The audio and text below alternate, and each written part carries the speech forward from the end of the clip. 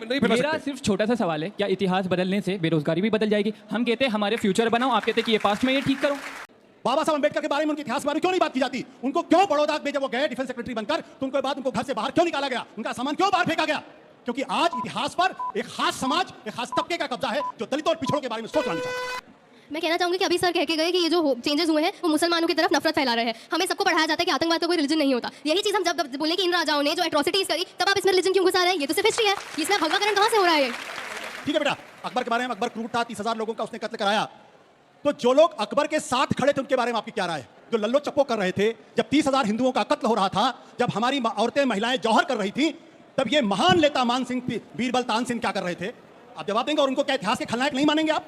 इनके लिए शिक्षा केवल और केवल हिस्ट्री है, कि इतिहास ही केवल शिक्षा है, और इतिहास में भी केवल मुगल काल, क्योंकि इनकी आंखें इतनी ही खुली हुई हैं। नमस्कार दोस्तों, स्वागत है आपका गोदी मीडिया शो में। दोस्तों वीडियो बहुत ही धमाकेदार होने वाला है, इसलिए वीडियो को पूरा देखें और ध्यान से देखें। दोस्तों जब से एनसीईआरटी का मामला सामने आया है, गोदी मीडिया में एक नई लहर दौड़ गई है, क्योंकि इस मुद्दे से उसे फिर से हिंदू मुसलमान करने का मौका मिल गया है। और इस तरह के मुद्दों से किसे फायदा पहुंचता है, यह आप लोग भली भांति जानते हैं और समझते हैं। दोस्तों आज की डिबेट भी इसी मुद्दे पर हो रही थी, जिसमें आप देखेंगे कि भाजपा की तरफ से प्रदीप भंडारी और कांग्रेस की तरफ से आलोक शर्मा ने हिस्सा लिया था। दोस्तों डिबेट में पत्रकार आशुतोष भी थे, जिनकी एक छात्रा से बहस हो जाती है अकबर को लेकर। वहीं कुछ छात्र ऐसे भी थे जिन्होंने बीजेपी से महंगाई और बेरोजगारी जैसे मुद्दों पर भी सवाल किया है। वीडियो बहुत ही मजेदार होने वाला है, तो बने रहिए इस मजेदार वीडियो में अंत तक। पिक्चर चालू करो बे। और शुरुआत करते हैं प्रदीप भंडारी जी आपसे। आज का मोशन है, क्या देश में शिक्षा का भगवाकरण हो रहा है? आपका 2 मिनट का समय शुरू होता है अब। अंजना जी, शिक्षा में सत्य बताया जा रहा है। इतिहास का मतलब होता है जैसा हुआ वो बताओ, जो हुआ वो बताओ। तुष्टीकरण के वजह से कांग्रेस पार्टी ने हथियारों और मुगलों का सिलेक्टिव इतिहास बताया है। हमने एक भी लाइन जो है वो बुक से नहीं हटाई है, परंतु ऐड जरूर करी है। हम ये कह रहे हैं कि ये देश को जानने का अधिकार है कि महारानी अहिल्याबाई होलकर ने किस तरीके से देश के लिए सेवा करी, जो कांग्रेस पार्टी ने 2 अक्षर नहीं बताए।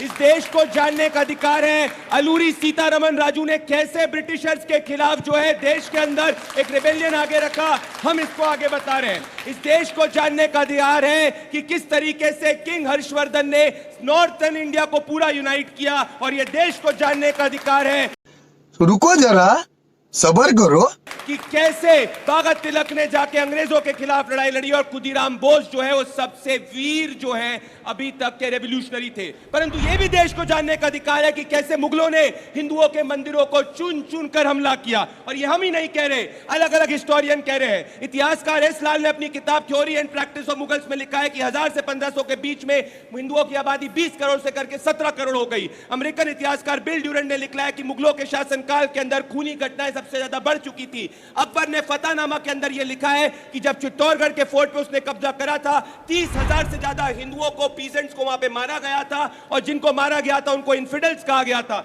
यह देश को जानने का अधिकार है कि बाबर ने किस तरीके से, मैं नहीं कह रहा, सतीश चंद्र ने अपनी किताब पे रखा है कि हिंदुओं की खोपड़ियां आगे दिखा दी जाती थी जिससे कि उनको छिड़ाया जाता था। यह देश को जानने का अधिकार है कि औरंगजेब ने किस तरीके से अलग अलग समय चुन चुनकर हिंदुओं के मंदिरों को ध्वस्त करा।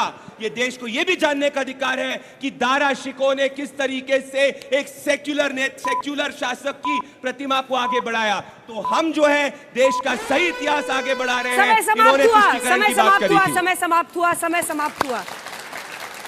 मैं देख रही हूँ इधर नीले वाले और सफेद वाले में से भी 1-2 लोग ताली बजा रहे हैं। सब अपनी मर्जी से बैठे हैं ना, किसी ने बिठाया तो नहीं है वहां पे।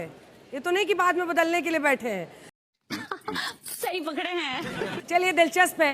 तो धुआंधार बल्लेबाजी आपने की है। अब टीम आलोक शर्मा भी शुरू होने वाली है। आलोक शर्मा जी, आपका 2 मिनट का समय शुरू होता है अब।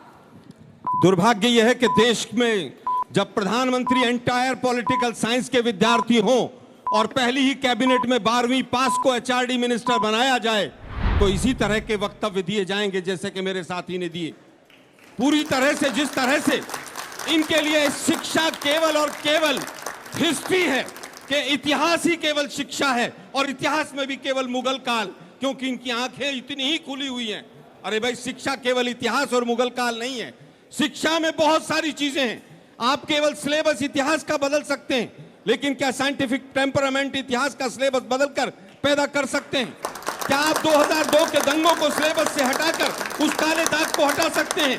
आप क्या जिस तरह से आज भगवाकरण के नाम पर पूरे यूनिवर्सिटीज में सारे वाइस चांसलर जिनकी क्वालिफिकेशन भी नहीं है उनको भर्ती कर रहे हैं, जिस तरह से आज चाहे यूपीएससी हो, एसएससी हो, जितनी भी नीट हो, जितने भी जॉब्स के जितने संस्थान हैं उनमें सब में आरएसएस के लोगों को भर रहे हैं, जिस तरह से आज एआईसीटी से लेकर यूजीसी से लेकर एससीईआरटी से लेकर एनसीईआरटी तक सब भगवाकरण कर दिया जाता है ताकि आपकी सोच संकीर्ण हो सके, आप खुलकर देश को ना देख सकें, आप भविष्य में ना जी सकें, आप केवल 5 किलो राशन और शौचालय तक ही सोचें और इनके बच्चे विदेशों में पढ़ें और आपके बच्चे जिस तरह से आज के हालात इन्होंने पैदा कर दिए हैं कि रामनवमी हो कुछ भी हो केवल ब्रेन वॉश करके उनसे नारे लगवाने का काम किया जाए, संवैधानिक संस्थाएं सब अपने कब्जे में कर ली जाएं, केवल शिक्षा का माध्यम किताबें नहीं होती हैं।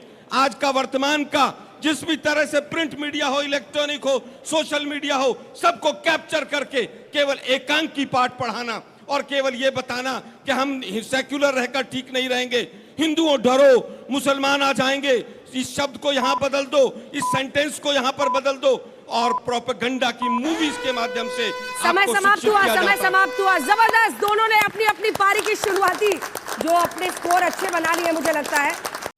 मजा आया। आप लोग जोश तो रहिए, संख्या कम है तो क्या हुआ, जोश पूरा रखिए। अब आप दोनों अपनी अपनी जगह पर जा सकते हैं। इस बार हमने सोचा है कि एक रिबैटल राउंड भी हम रखेंगे जिसमें दोनों को एक दूसरे से एक सवाल। शुरुआत कैसा लग रहा है आपको सर? विनोद जी। शुरुआत बड़ी धुआंधार है। हाँ।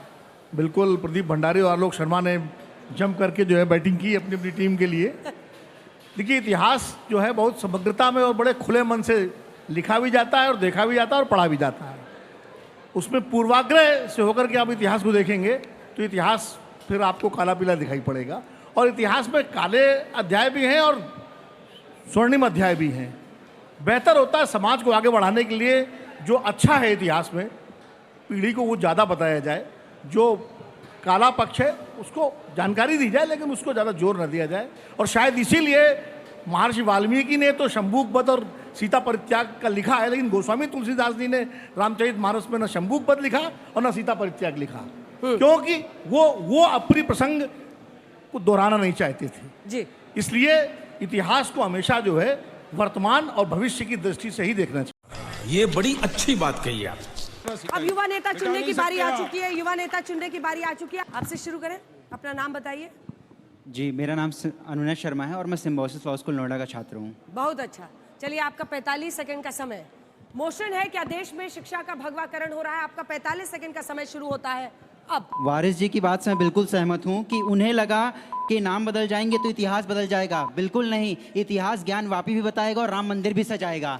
रही बात भगवाकरण की, तो भगवाकरण का पता नहीं, लेकिन इतिहास में क्या होते आया है। अगर मुझे ये पता है कि औरंगजेब ने कितने मस्जिद बनाए तो मुझे ये भी पता होना चाहिए कि उसके नीचे कितने शिवलिंग और कितने जैन लोगों के मॉन्यूमेंट दफन हैं। हमें ये भी पता होना चाहिए कि ज्ञानवापी मंदिर में आज जो शिवलिंग है वो असली कुएं में है, असली शिवलिंग है ही नहीं जिसे हमारी अहिल्या देवी होलकर जी ने स्थापित किया था। हमारे छात्रों को ये भी पता होना चाहिए कि गोधरा कांड 2 पन्नों में समाने वाला चैप्टर नहीं है। इसके अलावा अहमदाबाद का नाम बदल दिया गया, वाराणसी का नाम बदल दिया, दिल्ली का नाम बदल दिया गया। नाम बदलोगे कि इतिहास सच में बताओगे? अभी पता चल जाएगा। 2 मिनट।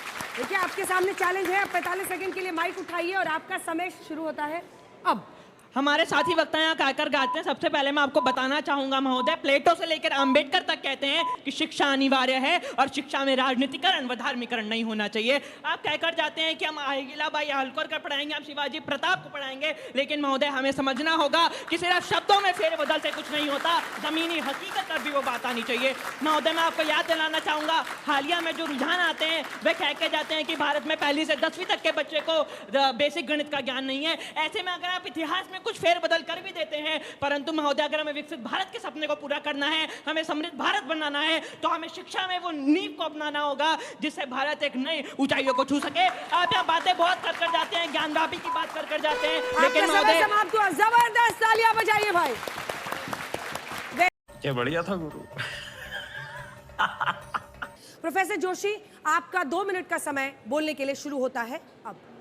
बहुत महत्वपूर्ण विषय पर हम सभी चर्चा कर रहे हैं। कुछ वर्षों पहले मेरी एक छात्रा ने इंडिया स्ट्रगल फॉर इंडिपेंडेंस पुस्तक पढ़कर पाठ 20 से मुझसे एक सवाल किया था कि मैम, इसमें जिन्हें हम शहीद भगत सिंह के नाम से जानते हैं, चंद्रशेखर आज़ाद के नाम से जानते हैं, उनको टेररिस्ट क्यों लिखा हुआ है?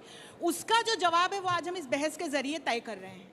तो जब हम किसी देश के इतिहास में इतिहासकार वहाँ के स्वतंत्रता संग्राम सेनानियों को, अमर शहीदों को टेररिस्ट करके संबोधित करें, 1857 के स्वतंत्रता संग्राम को टेररिस्ट अटैक या विद्रोह कह के संबोधित करें, लाला लाजपत राय पर हुए हमले के प्रतिशोध स्वरूप किए गए हमले को टेररिस्ट अटैक कहें, एक ऐसा इतिहास जिसमें कुछ लोगों को नेशनल हीरोज बनाते हुए, स्वतंत्रता संग्राम सेनानियों के रूप में एस्टेब्लिश करते हुए, रानी अब्बक्का, रानी गाइदिन्ल्यू, लचित बरफुकान, इस तरह के हीरोज को इतिहास के पन्नों में दबा दिया जाता हो, एक ऐसा इतिहास जिसमें इस प्रकार के आतताई आतंकी शासकों को नेशनल हीरोज बनाकर, सेक्युलर शासक बनाकर प्रेजेंट किया जाता हो, जिन्होंने न जाने कितने सैकड़ों हिंदू मंदिर बर्बाद किए, हिंदू महिलाओं के साथ अत्याचार किया, जजिया कर लगाया, उन्हें सेक्युलर कहा जाता हो, जो कि अक्लहमे सल्तनिया नाम के 6 प्रिंसिपल्ड शरिया पर बेस्ड प्रिंसिपल्स को फॉलो करते हो, जिस इतिहास में नालंदा, वल्लभी, तक्षशिला, इस प्रकार के जो हमारे भारत के विश्वविद्यालय रहे उनके बारे में ना बताया जाता हो, उनको तोड़ा कैसे गया, नालंदा में कैसे महीनों तक आग जलती रही, वहां के पुस्तकालय को किस प्रकार से जलाया गया खिलजी के द्वारा, इसके बारे में ना बताया जाता हो, तो कुछ भी यदि ऐसे इतिहास का करेक्शन हो रहा है तो वो भगवाकरण नहीं, उसका राष्ट्रीयकरण हो रहा है, उसका संशोधन हो रहा है, उसका भारतीयकरण हो रहा है। और मुझे लगता है कि यदि ऐसे इतिहास के संशोधन को भगवाकरण कह के कहा जाता है तो फिर ये भगवाकरण स्वीकार्य है, ऐसा भगवाकरण और होना चाहिए। चलिए 14 सेकंड पहले ही खत्म कर दिया उन्होंने। आशुतोष जी, आपका 2 मिनट का समय शुरू होता है अब। मैं किसी रेस में शामिल नहीं हूं। एक बात जरूर कहूंगा कि आज जितने वक्ताओं की मैंने बातों को सुना, मुझे ऐसा लगा कि हिंदुस्तान का इतिहास 11वीं शताब्दी से शुरू होकर 1947 पे आके ख़त्म हो जाता है। उसके अलावा हिंदुस्तान का कोई इतिहास है ही नहीं।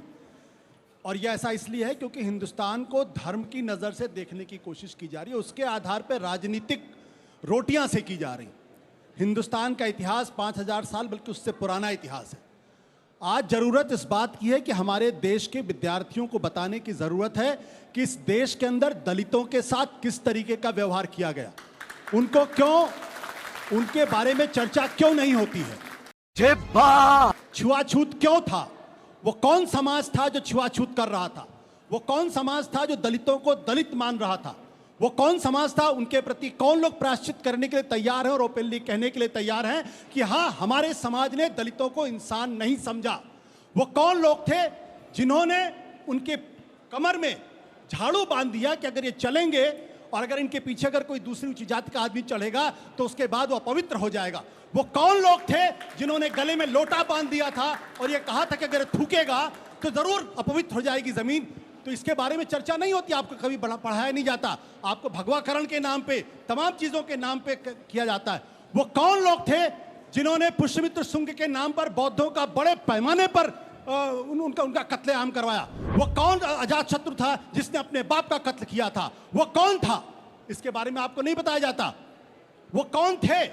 बाबा साहब अंबेडकर के बारे में क्यों नहीं बात की जाती? बाबा साहब अंबेडकर के बारे में, उनके इतिहास के बारे में क्यों नहीं बात की जाती? उनको क्यों बड़ौदा में जब वो गए डिफेंस सेक्रेटरी बनकर तो उनके बाद उनको घर से बाहर क्यों निकाला गया? उनका सामान क्यों बाहर फेंका गया? क्योंकि आज इतिहास पर एक खास समाज, एक खास तबके का कब्जा है जो दलितों और पिछड़ों के बारे में सोचना नहीं चाहता। क्या बात है सर, क्या बात है सर, क्या बात, ये बात है। वाह, जबरदस्त जबरदस्त। देखिए, आखिरी में ही सिक्सर लगाकर जिताने का पूरा ओनस रहता है, इसीलिए बैट्समैन सवाल एक पूछना चाह रहे हैं, उसके बाद हम लोगों के बीच में। आप दलित के लेके इतने प्रश्न पूछे हैं, मैं ये जानना चाहता भी हूँ कि ये शुरुआत कब हुई है? आपकी निगाह में दलित के लिए जितने प्रश्न पूछे, झाड़ू पकड़ाया गया, ये किया गया, इसकी शुरुआत आपकी निगाह में कब से हुई? क्योंकि मुझसे पूछेंगे तो मैं जवाब दूंगा। ठीक है, वो मुझे मालूम था कि मैं इतिहास के एक ऐसे विषय पर, एक ऐसी जगह पे मैं हाथ रख रहा हूं जो दरअसल हमारे वर्चस्ववादी समाज की सबसे बड़ी पीड़ा है, क्योंकि वो अपना वर्चस्व छोड़ना ही नहीं चाहते। इस देश को अगर आगे प्रगति करना है, तो ये दिल पर हाथ रख के मानना पड़ेगा कि हजारों साल तक ये समाज गैर बराबरी का समाज था, जहां एक मेजॉरिटी ऑफ द लोगों को नॉलेज सिस्टम से किनारे कर दिया गया था। उनको पढ़ने का अधिकार नहीं था। वो जब पढ़ते थे तो कहा जाता तुम्हारे कानों में पारा डाल दिया जाएगा। उनको इंसान नहीं समझा गया। और जब जब इस बात को उठाइएगा आपका प्रतिरोध होगा, आपके कपड़े फाड़े जाएंगे और आपके बारे में गलत धारणाएं बनाई जाएंगी। मैं बार बार कहना चाहता हूं भाई, एक बात तो कोई खड़े होकर माफी मांग ले कि हमारे पूर्वजों ने गलती की, दलितों और पिछड़ों के साथ अत्याचार किया। ये कहने में शर्म क्यों है? पश्चाताप क्यों नहीं किया जाता इस पे? ब्रांड बच गया। एक छोटा सा कमेंट इस पर। मैं बस एक शिक्षाविद के नाते एक बात कहना चाहती हूँ कि आशुतोष जी मुझे लगता है हमारी खेमे से वो इस बात को स्वीकार रहे हैं कि 70 वर्षों से अधिक समय बीत जाने पर भी जो इस प्रकार के तमाम इतिहास से जुड़े हुए मुद्दे थे उनको बच्चों के सामने नहीं लाया गया, इतिहास से नहीं जोड़ा गया। वही प्रयास वर्तमान भारत सरकार कर रही है। इंडियन नॉलेज सिस्टम को इतिहास से जोड़कर, तमाम दलित विमर्श को इतिहास से जोड़कर, जो प्रोफेसर लाल बता रहे हैं, जिस प्रकार की किताबें आज लिखी जा रही है उसी में इसी प्रकार के विमर्श को मेन स्ट्रीम में लाया जा रहा है। मुझे लगता है आशुतोष जी बिल्कुल सही बात कह रहे हैं। इस बात को नहीं लाया गया। Thank you so much. Hegel ने कहा है कि इतिहास से मनुष्य को एक ही शिक्षा मिली है कि उसे इतिहास से कोई शिक्षा नहीं मिली। चलिए, ऑन अ लाइटर नोट, लेकिन इतिहास क्या है, सच को विलेनाइज करना भी सही नहीं होता है। और अब हमने इसमें एक नया सेगमेंट जोड़ा है जिसमें मैं आलोक शर्मा जी और प्रदीप भंडारी जी को यहाँ पर बुलाना चाहती हूँ, और वो दोनों रिबटल राउंड के पहले एक दूसरे से एक एक सवाल पूछ सकते हैं। जल्दी से आ जाइए आलोक जी और प्रदीप भंडारी जी, जल्दी से। आप तय कीजिए कि आप दोनों में से कौन पहले जाना चाहता है, कौन जवाब देना चाहता है, कौन सवाल पूछना चाहता है। आप पूछेंगे, ठीक है। आलोक शर्मा जी, आप एक सवाल उनको दाग सकते हैं और फिर वो एक सवाल आपको करेंगे। इसके लिए लेकिन टाइम फिक्स कीजिए 60 सेकंड का। जवाब देने का समय 60 सेकंड होगा। 7 सेकंड मतलब 60 सेकंड। आलोक शर्मा जी, सवाल पूछिए। मेरा सीधा सवाल है कि शिक्षा से जुड़े हुए जितने भी संस्थान हैं, चाहे वो यूजीसी हो, हायर एजुकेशन से related, NCT, AICT, medical council, pharmacy council, dental council, historical council, आज हालत ऐसी क्यों हो गई है कि एक ही विचारधारा के लोगों ने सब जगह कब्जा कर लिया? जवाब दीजिए, माइक उठाइए। 60 सेकंड आपका शुरू होता है अब। अंजना जी, आजा संडास दिखा तो। एक सुप्रीम कोर्ट, एक हाई कोर्ट की रूलिंग दिखा दीजिए जो आलोक जी के तथ्य को सही कहते हैं। झूठ बोल रहे हैं, ओपन चैलेंज है। एक कॉन्स्टिट्यूशनल बॉडी की बात कर दीजिए जो वीसीज अपॉइंट किए हैं, उनमें मेरिट नहीं है। जो लखनऊ के अंदर वीसी अपॉइंट किए गए वो आईएम कलकत्ता के पढ़े हुए व्यक्ति थे। हमने राष्ट्रवादी लोगों को अपॉइंट किया है। इनके समय स्थिति ऐसी थी कि ऐसे लोगों को वीसी, कई लोगों को अपॉइंट किया जाता। मैं नहीं कह रहा सब थे, कई जो तिहाड़ जेल के अंदर क्वेश्चनिंग रह के हुए आए हुए। Point number 1। पॉइंट नंबर 2 मैं कहना चाहता हूं अंजना जी, आज सच्चाई की बात क्या है? अब बात कर रहे थे दलितों की। बाबा साहेब भीमराव अंबेडकर जी को पद्मा अवार्ड किसने दिया था? इन लोगों ने नहीं दिया था। बाबा साहेब को चुनाव किसने हराया था? कांग्रेस पार्टी ने हराया था। जिसने चुनाव हराया था उसको कांग्रेस पार्टी ने पद्मा अवार्ड दिया था, नारायण कजोलकर। इसकी बात तो आशुतोष जी ने नहीं करी अगर दलितों की बात करते हैं। अब मैं बाबा साहेब राइटिंग पढ़ना चाहता हूं। बाबा साहेब की आत्मकथा वेटिंग फॉर अ वीजा के पेज नंबर 12 के अंदर लिखते हैं कि कैसे जब वो हैदराबाद के अंदर पढ़ रहे थे तो वहां पे किस रमजान के समय में वहां के निजामों ने वहां पे उनको पानी तक नहीं पीने दिया था। बुद्धिज्म पे बाबा साहेब अंबेडकर की राइटिंग को पढ़ना चाहता हूं कि डिक्लाइन ऑफ बुद्धिज्म कब हुआ? इस्लामिक इन्वेजन की वजह से हुआ। समय समाप्त हुआ। समाप्त। हाँ? समय का विशेष ध्यान रखें।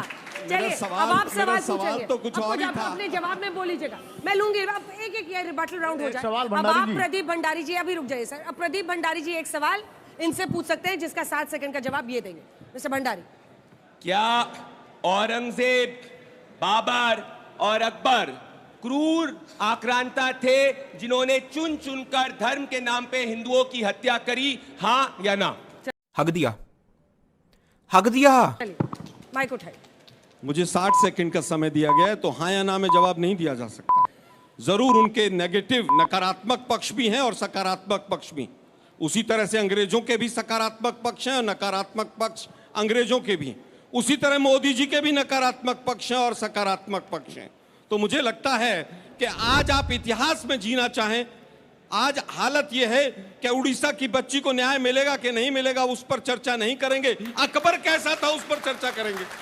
आज हालत यह है कि पूरी तरह से शिक्षा का भगवाकरण करके हम हिंदू राष्ट्र की तरफ, मनुस्मृति की तरफ देश को लेकर जाना चाहेंगे। लेकिन वोट जब मांगेंगे तो औरंगजेब और अकबर पर मांगेंगे। 15 दिन पहले भी एक औरंगजेब के ऊपर तमाम स्टूडियोज में बहस हुई। मैं जानना चाहता हूं श्रोताओं से और आज तक के दर्शकों से कि 15 दिन की औरंगजेब की बहस के देश को क्या फायदा हुआ? क्या उसके ऊपर महंगाई, बेरोजगारी, महिला सुरक्षा, दलित अत्याचार के ऊपर चर्चाएं होती तो ज्यादा अच्छा रहता। बात तो सही है। तो जबरदस्त, दोनों ने अपनी अपनी तरफ से। अब मैं सवाल लूंगी और आप दोनों अपनी अपनी जगह पर लौट सकते हैं। मेरा सिर्फ छोटा सा सवाल है, क्या इतिहास बदलने से बेरोजगारी भी बदल जाएगी? हम कहते हमारे फ्यूचर बनाओ, आप कहते कि ये पास्ट में ये ठीक करो।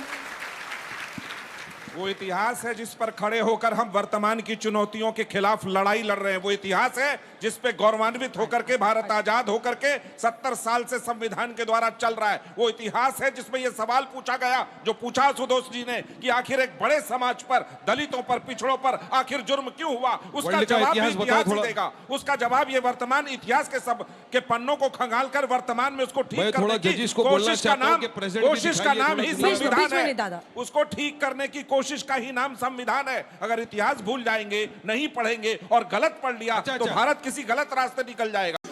कोई सेंस है इस बात की? मैं कहना चाहूँगी कि अभी सर कह के गए कि ये जो चेंजेस हुए हैं वो मुसलमानों की तरफ नफरत फैला रहे हैं। हमें सबको पढ़ाया जाता है कि आतंकवाद का कोई रिलीजन नहीं होता। यही चीज़ हम जब बोले कि इन राजाओं ने जो एट्रोसिटीज़ करी, तब आप इसमें रिलीजन क्यों घुसा रहे हैं? ये तो सिर्फ हिस्ट्री है, इसमें भगवाकरण कहाँ से हो रहा है? ये ठीक है बेटा, अकबर के बारे में, अकबर क्रूर था, 30,000 लोगों का उसने कत्ल कराया। तो जो लोग अकबर के साथ खड़े थे उनके बारे में आपकी क्या राय है? मान सिंह के बारे में आपकी क्या राय है? टोडरमल के बारे में आपकी राय क्या है? तानसेन के बारे में आपकी राय क्या है? बीरबल के बारे में आपकी राय है? जो क्रूरता के साथ थे, जब हिंदुओं पे क्रूरता हो रही थी तो ये सारे लोग क्या कर रहे थे? ठीक है, क्योंकि उन्होंने सीधा आपसे पूछा। क्यों? नहीं, मैं जवाब देना चाहिए। Let it be a cross question. Sir चलो एटलीस्ट आपने ये तो माना कि क्रूरता हो रही थी। और दूसरी बात, मान सिंह के बारे में हमें पता है, टोडरमल के बारे में पता है। मुझे आज तक ये नहीं पता था कि अकबर ने 30,000 लोगों को भी मारा है। वो तो पढ़ाया नहीं, दीन इलाही पढ़ाते गए आप हमेशा हमें। मैं एक सवाल हमारे जो यहाँ इतिहासकार लोग बैठे उनसे पूछता हूँ। जो क्रूर अकबर के साथ थे, जो लल्लो चप्पो कर रहे थे, जब 30,000 हिंदुओं का कत्ल हो रहा था, जब हमारी औरतें, महिलाएं जौहर कर रही थी, तब ये महान नेता मान सिंह, बीरबल, तानसेन क्या कर रहे थे? आप जवाब देंगे। और उनको क्या इतिहास के खलनायक नहीं मानेंगे आप? अब बोल